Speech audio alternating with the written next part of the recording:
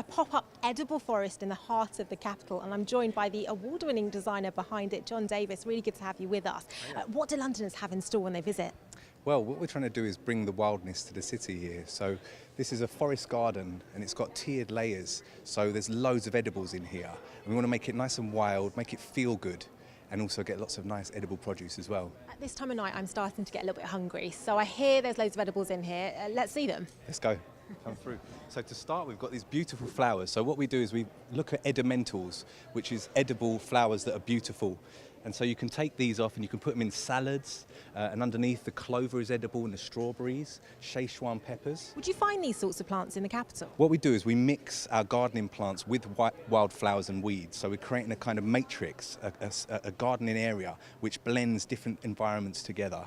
So if you come through here, we've got this lovely Chilean guava, which was actually Queen Victoria's favourite fruit, and she used to ask for people down in Cornwall to bring it up to her.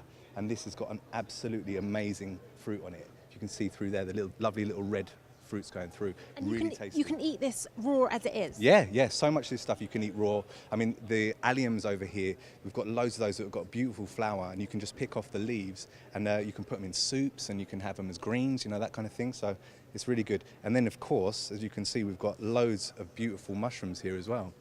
Again, the sort of thing you'd find on the floor of green spaces in London, or you'd have to go further afield? No, yeah, this is a slightly different way of doing things. So we're recreating the natural space, but we're looking at how things grow naturally. So, for instance, here with the mushrooms, these are shiitake mushrooms and oyster mushrooms, and you get mycelium spores and you would put that into the logs. So we're recreating the natural environment and seeing how things grow their own way, and then being able to go through your garden and forage in this way makes it a much more beautiful experience and actually so much more closer to nature. Yeah, and the sort of thing you'd find in your Chinese takeaway. I've got to be honest, I'm more of that sort of girl than the salad sort of girl. But alongside that, also some fruit that you might be surprised to find here. Let's have a little walk through and see that. One. Come through.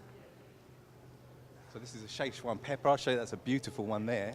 You need to avoid eating too many of those if you want to be able to... Exactly, yeah, and this is a water area, so loads of different edibles that you would find in a water garden. So lovely mint around the side here.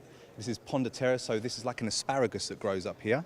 And even the roots of this Acorus here taste like ginger. So it's very much kind of a gourmet garden looking at unusual edibles, how they work all together. But come through for the fruit. It's a really impressive space, Jon, but it must have taken a long time to put this together. How much work has gone into creating this? Well, it's funny really, because we started on Sunday and we've done it now. So it's a quick installation, so it's an idea of what a London garden could look like. But for this time, it's a very kind of quick, almost theatrical piece to show people what you can do.